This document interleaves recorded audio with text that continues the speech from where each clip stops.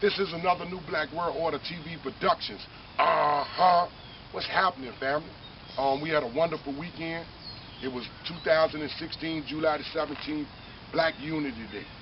We had the brothers from the Nation of Islam. We had 5%ers out there. We had black Christians. We had black Muslims. We had people from the Nation of Islam. We had Moors. We had regular G's from the street. We had the sisters, the empresses, the queens, the goddesses, right? It was a very wonderful day. It was action-packed. It was filled with harmony. It was filled with vitality and great energy. But one of the things that struck me the most was the peacefulness. It was the air of the situation was very, very calm. It was very, very unifying. It was just plain old great and amazing, right? But we had no future world of Israel. What happened to the future world of Israel? The future world of Israel was busy in the war zone. They were out in the neighborhoods where, in Baton Rouge, Dallas, they were somewhere out there fighting the police on July the 17th.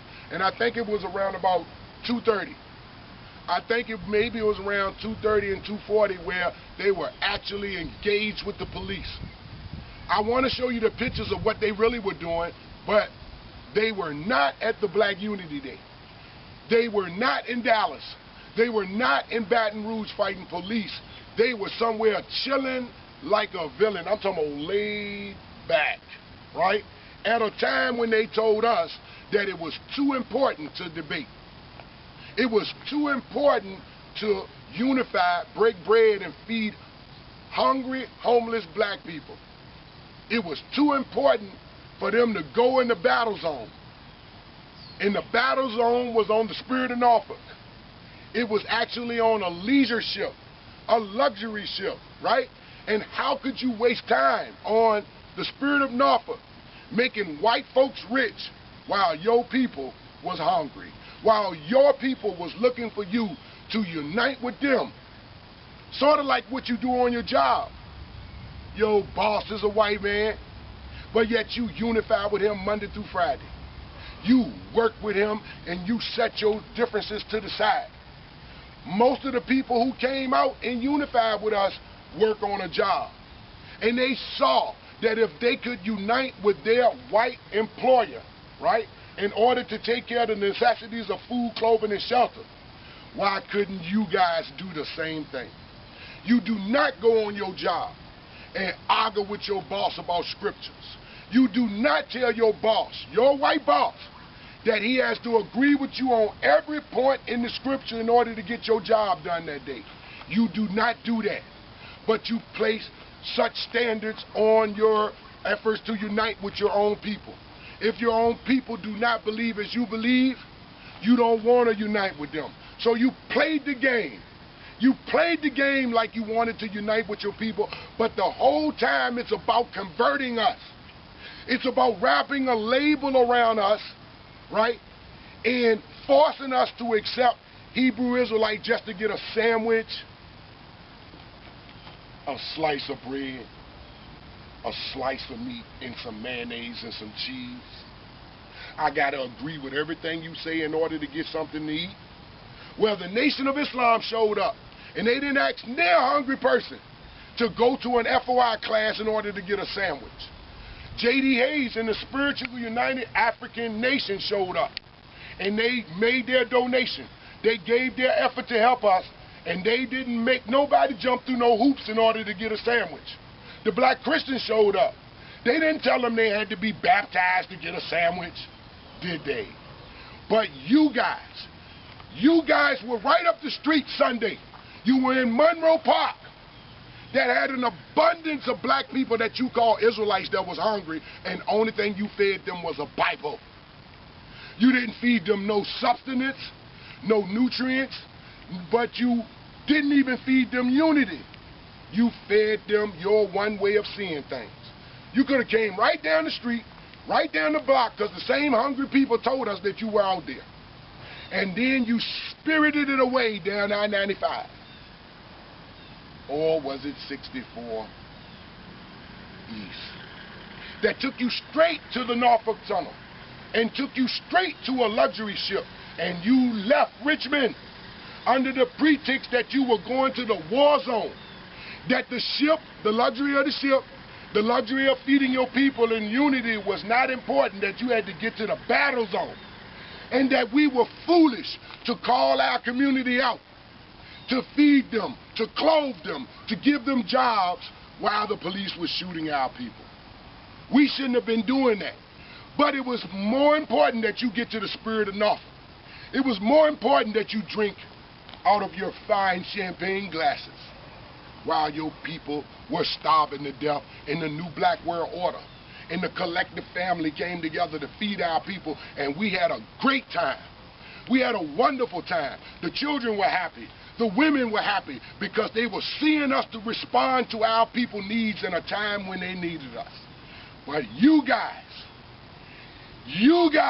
went on the spirit of Norfolk, dressed in all white while your people was on shore, starving to death and being shot by the cops. So, I'm ashamed of you, Ozias, for saying that y'all were going to the warships. I mean, the warships, or was it the luxury ships? That y'all was going to the war zones. And you told me to look at the videos. And I looked at the videos. I didn't see you in no war zone. No, it was a guy playing a saxophone, right?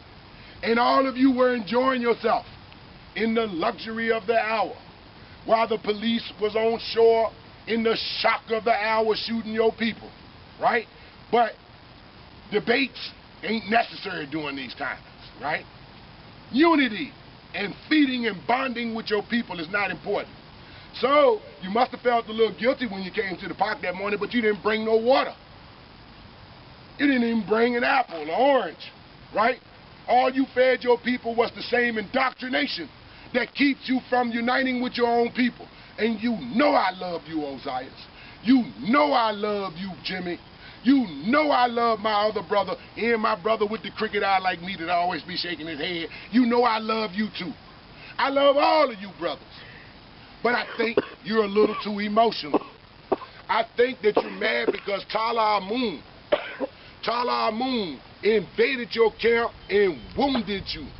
And Tala Moon proved that you were so much in your feelings, you were so much in your ego that you could not attend the unity rally after saying that you would attend. After helping me promote the actual feeding on the tube, people can go back and see they said there's people feeding. You said it, Ozias, right? But because of the cross-examination where Tala Moon put you in the cross, right? And you were unable to stand, you were wounded. You were so wounded that you left your damn people hungry. You left your people scattered and fragmented. And you said the only way I'll put you back together unless you believe this Bible. We didn't say that July the 17th. We united. We put our differences to the side, or we upped our tolerance for our brother. We all don't believe the same thing. We all don't try to force our belief on other people, but yet you guys do. And it appears that a person will starve to fucking death before you motherfuckers feed them. It's true. You fooled me with the one time bringing some old ass canned foods, and that was Jimmy, and I'm not criticizing Jimmy. That's my man. You my man, Jimmy. But you gotta admit that you guys take this shit too personal. You gotta admit that when you take it personal, you go up into your ego, right? When Tala Moon called out your leader didn't even show up with a goddamn turkey sandwich. It's a shame. It's a shame how you work for your boss. Your boss treats your ass like shit and you know it. White people on your job, you have to work and cooperate with them on your job, Monday through Friday. But soon as you clock out, you do not participate in a unity environment with your people. Explain that to me. How the fuck do you motherfuckers go to work every fucking day with white people, with Mexicans, with people of other motherfucking nationalities, And I know you're going to bring the Mexican shit in and say he's the motherfucking tribe of Issachar, but you working with Issachar before you work with Judah. You working with other nationalities on your job in order to feed your family. That's what you say. But I know what it is. You're still under the spell of white supremacy, right? And I don't want to hear this shit about you in the war zone as an excuse not to feed your people, as an excuse not to unite with your people, as an excuse not to face Talal Moon in the series of questions that he unleashed on you that prove that you don't know who the hell you are. Step up to the plate. Bring your leader with you if he can prove that you are the tribe of Judah. Talal Moon is waiting, and the people are still waiting in the park for something to eat too. Shots fucking fired.